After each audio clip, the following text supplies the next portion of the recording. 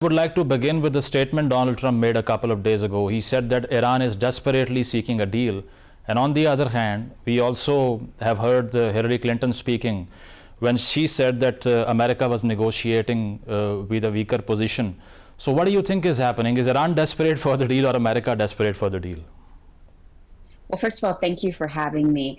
I think Iran is desperate for a deal, and I think you can tell that by the fact that the Chinese are weighing in and need this to end because it's hurting their own economy.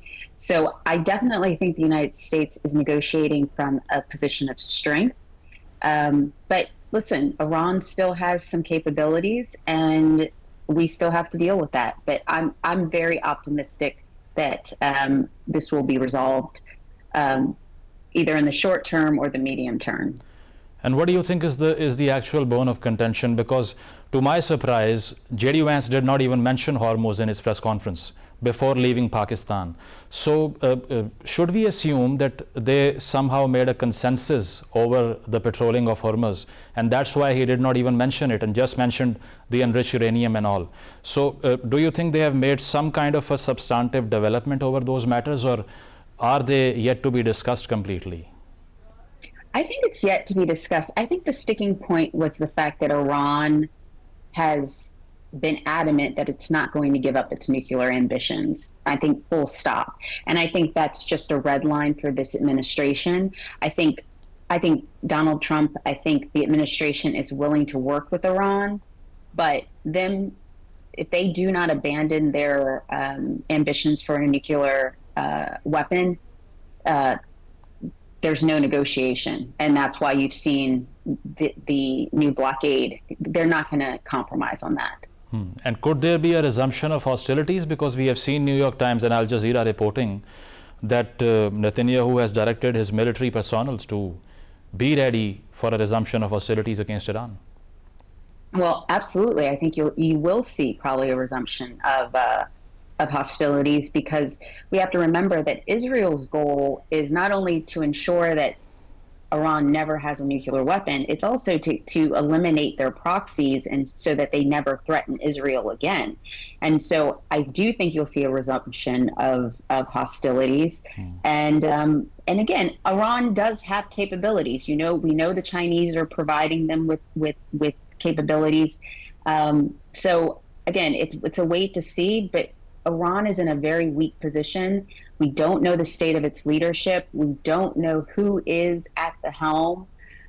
We can only kind of guess that we're dealing with, people who have some actual control. But I think that's still to be determined. And you also mentioned the proxies of Iran, which they call axis of resistance. So since there has been talks with the Lebanese government, but Hezbollah's representatives are not there. So should we assume that there could not be complete peace process in Lebanon because Hezbollah is not even on the board with it? I think that's a problem, and I feel awful for the people of Lebanon, because they have been victims of Hamas's terror, or Hezbollah's terror for so many decades, and they just want peace, and they want Hezbollah out. But at the end of the day, yes, Hezbollah has to come to the table, but Hezbollah will not come to the table until Iran is brought to its knees. And that's what has to happen. I see. And you mentioned naval blockade in China. So it is out of question that the US Navy will blockade the Chinese vessel, right?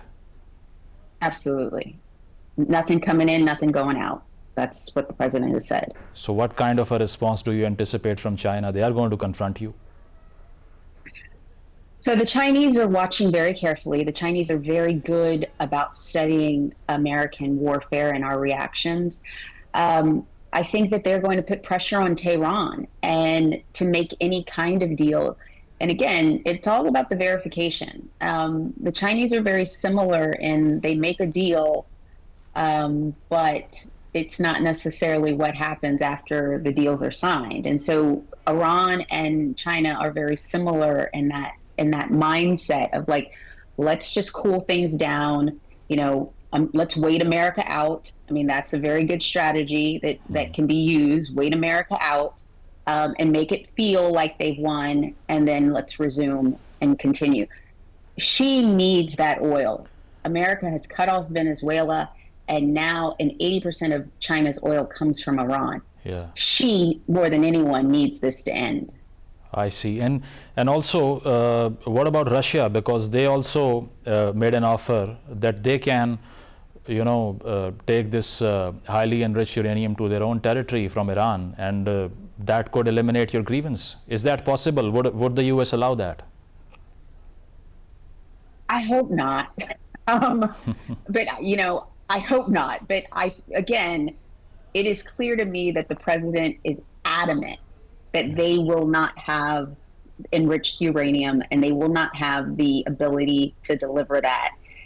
So I would never predict what President Trump will do or not do and what deal he will make.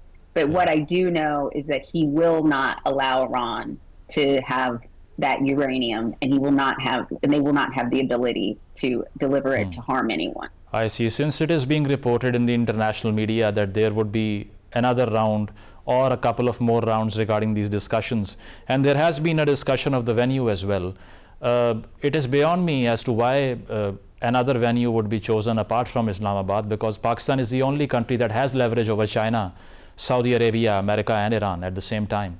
So do you see the talks happening in Pakistan again, or is another venue under consideration, for instance, Geneva or Riyadh or Ankara, Turkey? I think they are probably under consideration, but I would say personally, I think Prime Minister Sharif was incredible in suggesting that Pakistan mediate this, and regardless whether they're held in a different venue, I think Pakistan will still play a very important role. I think the administration is very appreciative that Pakistan stepped up to help.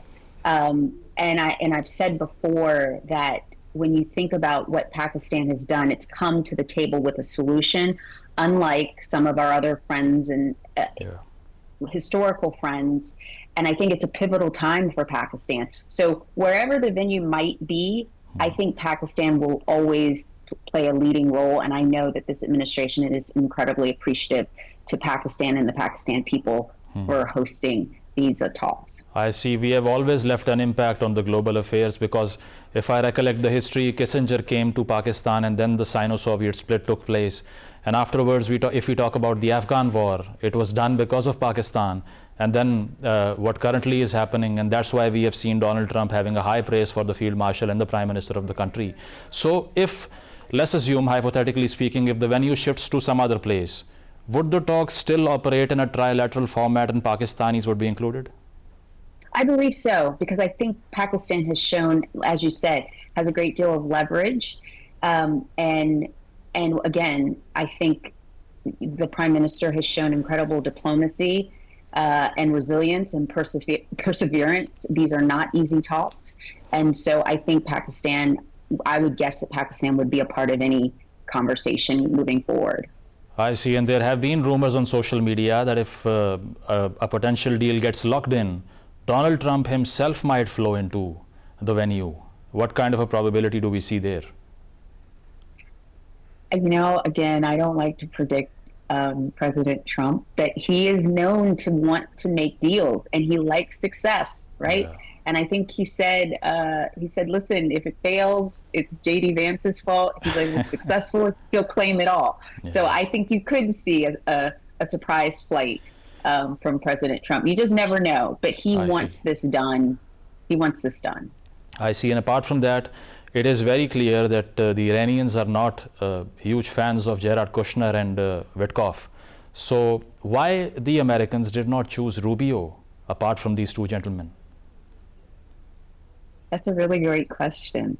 Rubio is right now engaged with the Israelis and dealing with Lebanon.